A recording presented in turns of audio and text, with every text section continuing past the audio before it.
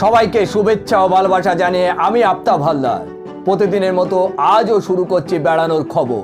ছুটিতে যাই চ্যানেলে আজ আপনাদের নিয়ে যাব দ্বিতীয় পর্বে সূর্য মন্দির। চলুন যাই কাশ্মীরের সূর্য মন্দির দ্বিতীয় পর্বে দেখে নিন।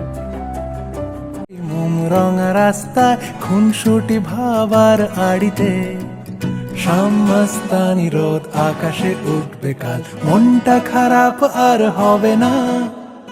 অনেক দিনের সেই ভালোবাসা টয় ট্রেন কুয়াশা স্টেশনে থেমে যাবে না। ছুটিতে যাই, ছুটিতে যাই।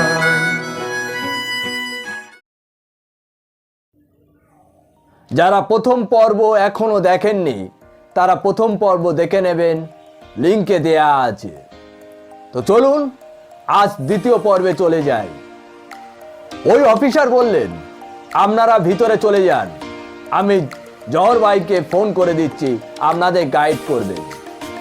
ওখান থেকে কিছুটা হেঁটে যেতেই বুঝলাম জহর ভাই আমাদের দিক এগিয়ে আসছেন।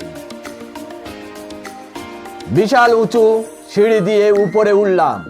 শুরু থেকে অদ্ভুত একটা অনুভূতি হচ্ছিল। মন্দির নির্মাণের ইতিহাস শোনাচ্ছিলেন জহর ভাই। ভারতের তিন প্রান্তে তিন প্রাচীন সূর্য মন্দির রয়েছে। এদের মধ্যে অন্যতম উড়িষ্যার কোণারক এবং গুজরাটে মধুরার সূর্য মন্দির। কিন্তু সবার প্রথমে তৈরি হয় এই মার্তুণ্ড সূর্য মন্দির। বেদে উল্লেখ আছে 12 জন সৌর দেবতা তথা আদিত্যের অষ্টম জন হলেন মার্তুণ্ড, যার নামে এই মার্তুণ্ড সূর্য মন্দির। অষ্টম শতকে আনুমানিক 725 থেকে 756 সালের মধ্যে এই বিশাল মন্দিরটি গড়ে ওঠে। তবে মন্দিরটি কাজ শুরু হয়েছিল আরো 200 বছর আগে। 375 থেকে 500 খ্রিস্টাব্দের মধ্যে এই মন্দিরটির ভিত তৈরি করেন রানাদিত্য নামক এক রাজা। তবে মূল মন্দিরটি নির্মাণ করেন কাশ্মীরের বিশাল প্রতাপশালী কারকোট বংশের রাজা ললিতাদিত্য মুক্তিপীড়া ভিন্ন মতের মুক্তপদ। সময়টা ছিল অষ্টম শতকে। মন্দিরকে ঘিরে যে 184টি দেবীর মূর্তি রয়েছে সেগুলি নির্মিত হয়েছিল মহারাজা রামদেয়ায়ের আমলে। এইভাবে 3 রাজার রাজত্বে মান্ডুট্ট সূর্য মন্দিরের নির্মাণ হয়। তৎকালীন রাজাদের পরিকল্পনা অনুযায়ী এই মন্দিরটি একটি পাহাড়ের উপর নির্মাণ করা হয়, যাতে সমগ্র কাশ্মীরি উপত্যকাকে এখান থেকে দেখা যায়।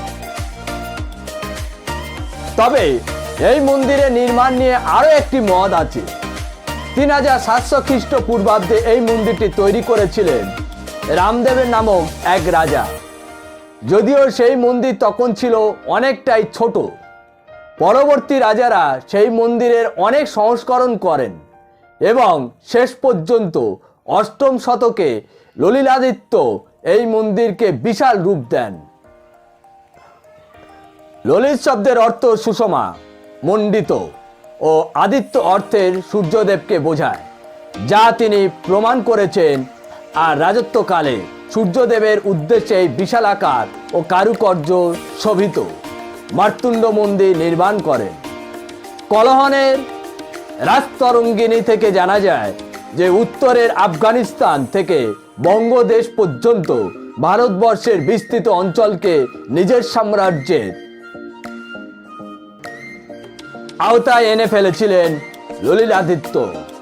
সেই গ্রন্থ থেকে জানা যায় ললিতাদিত্য একজন দক্ষ প্রশাসক, সুদক্ষ যুদ্ধ বিশারদ, ধর্ম ও শিল্পকলার অনুরাগী মহারাজা হিসাবে বিশেষ মর্যাদা অধিকারী ছিলেন। তার রাজত্বকালে বহু নগর শহর ধর্মীয় মন্দির নির্মাণ করেছিলেন। আর অমর কীর্তিতে কাশ্মীরের মার্তুণ্ড মন্দির নির্মাণ হয়। মন্দির চত্বরে আয়তন 32,000 বর্গফুট। বহুজাতি স্থাপত্য রীতি সংমিশ্রণে গড়ে ওঠে এই মন্দির গোটা বিশ্বেরই এক বিরল স্থাপত্য। পশ্চিমমুখী দরজা দিয়ে মন্দির প্রাঙ্গণে প্রবেশ করতে হয়। তারপর সব ব্যবধানে নির্মিত সারি সারি স্তম্ভ, সেই স্তম্ভ সারি পেরিয়ে বিশাল উঁচু কয়েক ধাপ সিঁড়ি পেরোতে হয়। তারপর মূল মন্দিরের প্রবেশ পথ। মন্দিরের আয়তন ও নির্মাণে বিশেষত চোখে পড়ার মতো। মূল মন্দির ও প্রবেশ পথটি শিল্পের কারুকার্য এক অদ্ভুত চোখে পড়ার মতো। প্রবেশ পথে গায়ে মানুষের মূর্তি, জোড়া হাঁস, নিত্যরতন নারী মূর্তির খোদাই করা, বিষ্ণু, গঙ্গা, যমুনা, সরস্বতী, দেবদেবী মূর্তি দেখা যায়। চলুন যাই সাধারণ মানুষের অভিজ্ঞতা, বেড়ানোর অভিজ্ঞতা কি আছে একবার দেখে নেওয়া যাক। প্রতিবার এই দুজনে গিয়েছিলাম শিলং, হ্যাঁ, আর একটা গ্রুপের হাত ধরে, ওটা হচ্ছে ইচ্ছে খুশি ডানা আর বন্ধুচল। খুব ভালো বেরিয়েছি। শিলংটা প্রায় সমুদ্রপৃষ্ঠ থেকে 4000 ফুট উঁচুতে।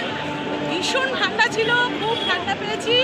আর ওখানে তো বিখ্যাত কমলালেবু গার্ডেন, হ্যাঁ, কমলালেবুর জন্য খুব বিখ্যাত। আর আমরা একটু ছোট ছোট কমলালেবুগুলো একটু ছোট ছোট কিন্তু খুব মিষ্টি। আমরা গার্ডেনে ঘুরে বেরিয়েছি, খুব ভালো লেগেছে। আর সানরাইজ পয়েন্ট দেখেছি অহল্যারা, আর সামনেই তো একদম কাঞ্চনজঙ্ঘা, একদম পুরো রেঞ্জটা দেখা গেছে।